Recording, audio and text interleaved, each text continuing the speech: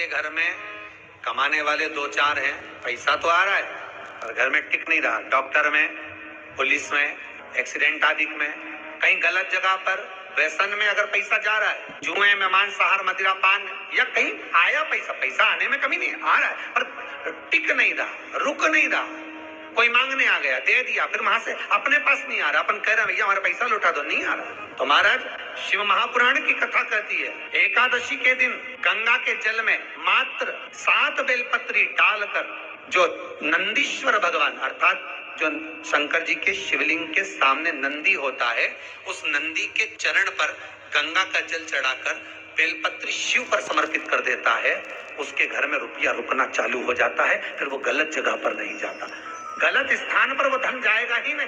बेटा अगर व्यसन में पड़ा हुआ है, मदिरा पान में पड़ा हुआ है, मांसाहार में, जुए आदि में जा रहा है, तुम्हें लग रहा है कि मेरा बेटा गलत मार्ग पर जा रहा है, ये मित्र दोस्ती गलत हो रही है, वो सही जगह पर जाए। कई लोग इसको धन के लिए भी करते हैं, संपदा के लिए अर्थात जिसका व्यापार नहीं चलता, जिसके घर में पैसा नहीं आता, या नौकरी नहीं लग रही, या सर्विस नहीं लग रही, आप अप्लाई कर रहे हो, जगह जगह जाकर इंटरव्यू भी दे रहे हो और पैसा नहीं आता, तो उसके लिए भी प्रयास किया जाता है। पर उसके लिए यहाँ पर जो धन के लिए करते हैं, उसके लिए विष्णुपति के लिए करते हैं। मतलब जैसे गंगा के जल में तुलसी के 11 पत्ते डाले जाते हैं। कितने पत्ते डालते हैं? 11 तुलसी के पत्ते डालते हैं, और उसको किसी भी नारायण के मंदिर में, राम कृष्ण शिव शंकर नहीं, राम कृष्ण भगवान विष्णु दत्त आदि जितने नारायण के मंदिर हैं, उस मंदिर में किसी भी पात्र में, एक छोटे से पात्र में उसको भरकर रखी आते हैं महाराज, उससे भी जॉब, सर्विस, नौकरी में सफलता प्राप्त हो जाती है। परंतु वो भी एकादशी को ही होता है। कुछ देर तक पात्र को रखा जाता है, फिर वही पात्र का जल किसी भी वृक्ष के नीचे डाल दिया जाता है, उससे भी नौकरी के लिए फायदा मिलता है। शमी की पत्ती, शमी वृक्ष का जो महत्व पहले कहा है, शमी वृक्ष की पत्तियां अदालत में या कानूनी कोई प्रोसेस के अंतर्गत कानूनी कोई कार्रवाई हो गई है या कोई अटका है काम, तो शमी की पत्तियों को एकादशी के दिन 5 जगह पर चढ़ाया जाता है उस कार्य को निपटाने। पहला अशोक सुंदरी की जगह पर। अशोक सुंदरी की जगह कहाँ है आपको मालूम है, पहले भी बताया। जैसे ये शिवलिंग है, ये जलाधारी गोल, उसके सामने ये चरण, बीच में जो एक मोटी सी लाइन होती है वो अशोक सुंदरी की जगह है। तो अशोक सुंदरी की जगह पर शमी पत्र को चढ़ाया जाता है। अब शमी पत्र अशोक सुंदरी की जगह पर एक स्थान, दूसरा शिवलिंग के ऊपर, तीसरा जहां शिवलिंग रखा है, जहां शंकर का शिवलिंग रखा है उस कटी भाग पर शमी पत्र को चढ़ाया जाता है। चौथा, नंदी का जो चरण उभरा उठा हुआ दिखे वहां शमी पत्र चढ़ाया जाता है। पांचवा, शंकर भगवान के मंदिर के द्वार पर शमी पत्र चढ़ाया जाता है। केवल एक ही बार चढ़ाना चाहिए, जिस कामना से चढ़ा रहे हो, जो अदालत में कार्रवाई चल रही हो, या कोई प्रशासनिक परेशानी आ गई हो, या कोई काम अटका पड़ा हुआ है, तो उसके लिए चढ़ाए।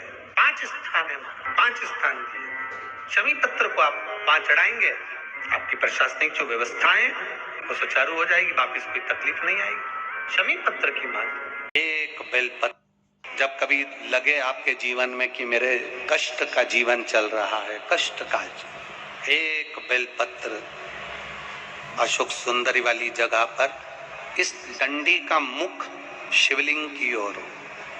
किस ओर हो? बोलते जाओ जरा जल्दी जल्दी।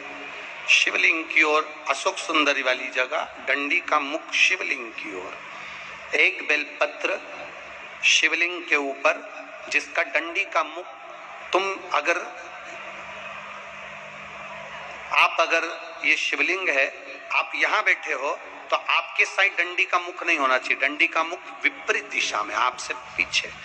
एक बेलपत्र अशोक सुंदरी, एक बेलपत्र शिवलिंग, डंडी का मुख उधर, और फिर जल की धार, जो लोटा भरकर पानी लेकर गए हो, अशोक सुंदरी से शिवलिंग तक धार लगाना है। यहां से चालू करा, चढ़ाते चढ़ाते यहाँ तक आना चाहिए, वो जल की धार चढ़ाना प्रारंभ करो। फिर 3 महीने में हमको पत्र लिखकर बताना कुबेरेश्वर धाम पर कि बाबा सुना कि ना सुना है।